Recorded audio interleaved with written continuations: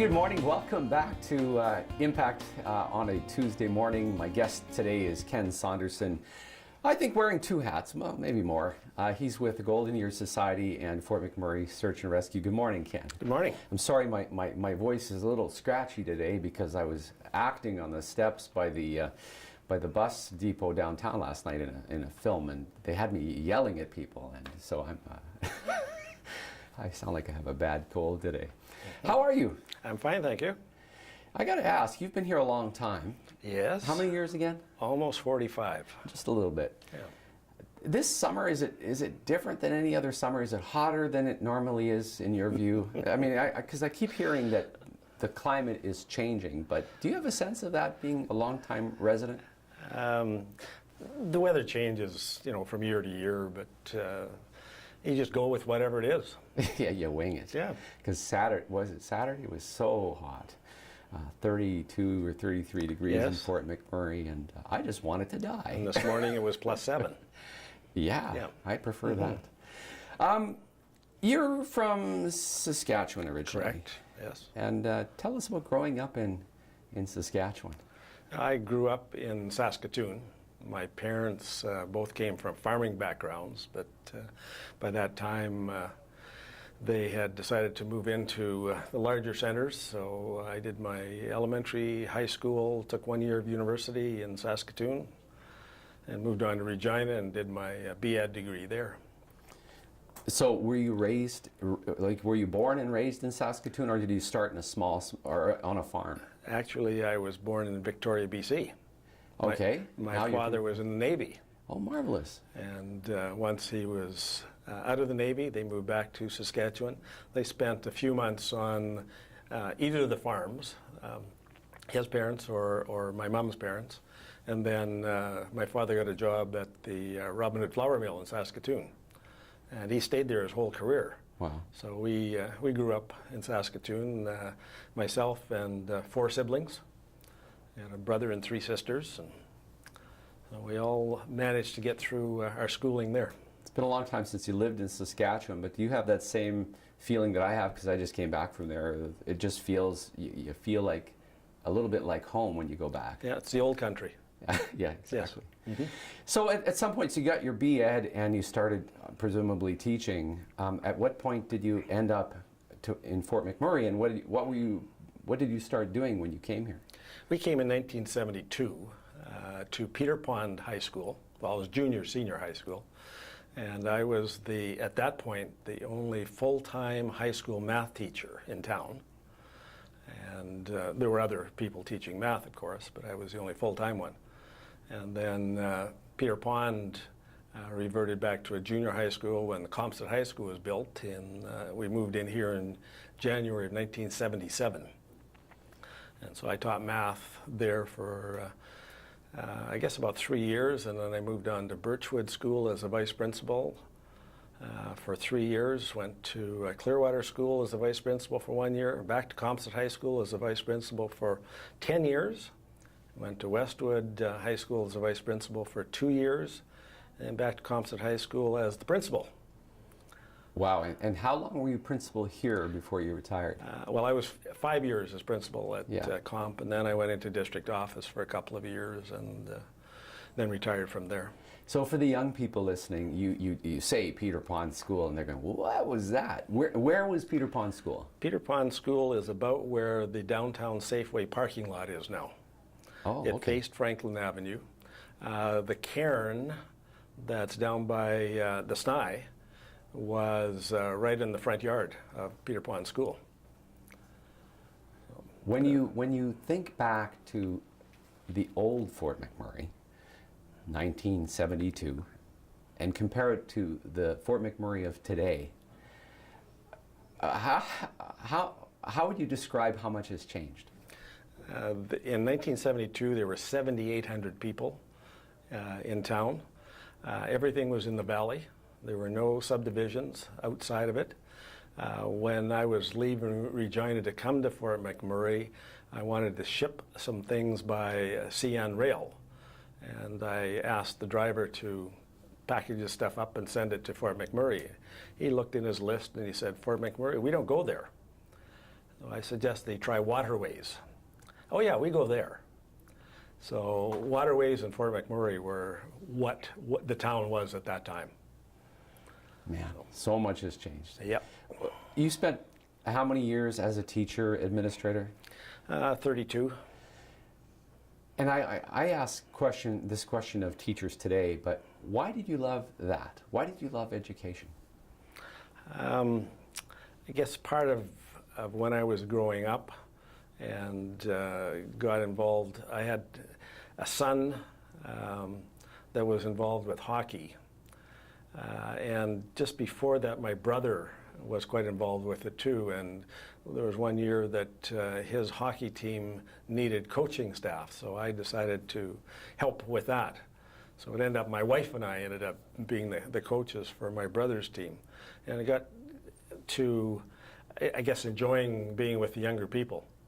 So when I went to university, I went into education and got the degree, and then started. I was always fairly good in mathematics, so that seemed to be the natural for me. So I majored in mathematics and history, and came to Fort McMurray. When I graduated from university, I was offered a job in small town Saskatchewan or in Fort McMurray. And I had always been interested in hunting, and so Fort McMurray had the opportunity to do much hunting. There were a lot more moose around at that time than there are now. Yeah. When you think back to those many years of teaching and being vice principal and principal, any fun memories that stick out? Like days where some silly thing happened? Give us one fun story. There was one year when I was teaching, actually at Composite High School. The president of the student union was in my class, and that class was right after lunchtime. And he was invariably late for class because of student union activities. So I found out from his file when his birthday was, and I'd talked to the art teacher at the time. We drew out a little watch face on cardboard, and I had her paint on Mickey Mouse hands, pointing to the time that the class started, put elastic bands on this thing as a wristband, packaged it up as a birthday gift, and had him called to the office. So he showed up there to get this wristwatch with the time of the day on it, so he would know what time it was he was supposed to be in class. About a week after that, walked into the classroom in the morning, and he thought that I was picking on him. Up above the chalkboard was a primary school alphabet and number system set up. So he had arranged for some of his buddies to stick this thing up. It was about a week after that, too, that we were in the middle of class. And at that point, we had overhead projectors that we used, and I had a screen set up in the corner of the classroom. And all of a sudden, there was this noise of an airplane diving and machine guns going off and bombs being dropped. And at some point, these guys had dropped a speaker down from the ceiling in that corner of the classroom behind the screen so you couldn't see it. The extension cord was plugged into a socket in behind a filing cabinet. The socket was hooked to the electrical panel in a hallway right across from the staff room. And during the class, somebody walked into that hall by the staff room, turned the breaker on to start the tape recorder to give it this sound. So we just found out what it was, and I just unplugged the thing. And so later that day, we had announcements, of course, at the end of each day. So I had an announcement put on the over the speakers in the school that I had a speaker and a tape recorder for sale if anyone wanted to come and see me.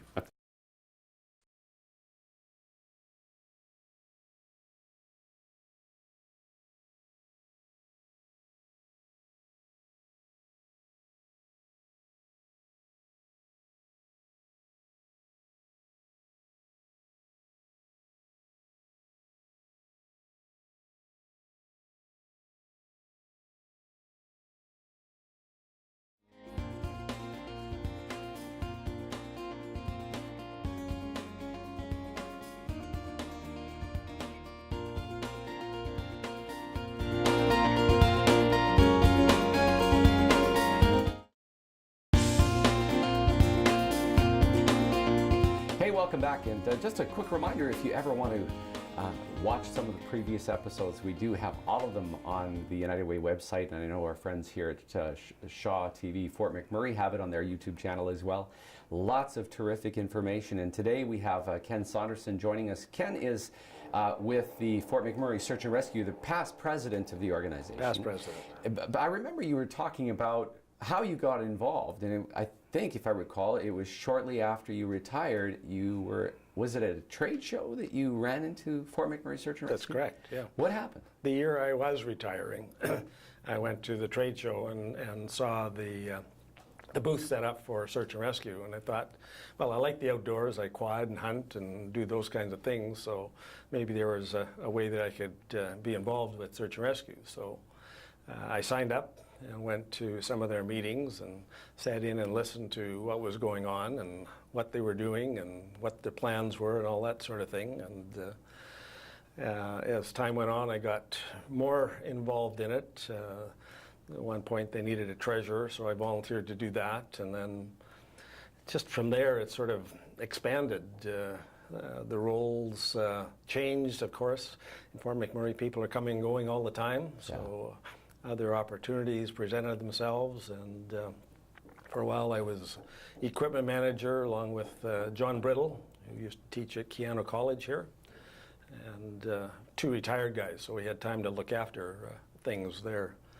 I went on some of the searches, of course, and started looking at what equipment we needed, and so we did casinos and bingos and fundraisers and that sort of thing, so we could expand the repertoire of equipment that we had. And again, as people moved on, came a time when they needed somebody to step in as president, so I volunteered to do that with a goal in mind of where I wanted the organization to be within 2 years. And even before that, I was able to convince one of our members to step in as president, and she's done a very good job since then. So I'm sort of becoming more and more into the background as past president. I'm the historian, just about. I'm not the longest serving member now, but I've been with them since 2003, so I have a lot of the history of the group. And we continue to train people, be ready for whatever is required of us as needed. Let's talk about that. So something happens in the world, and I'm thinking of a boat capsizes on the river. Some people go in the water and they become missing. Yes. As an example.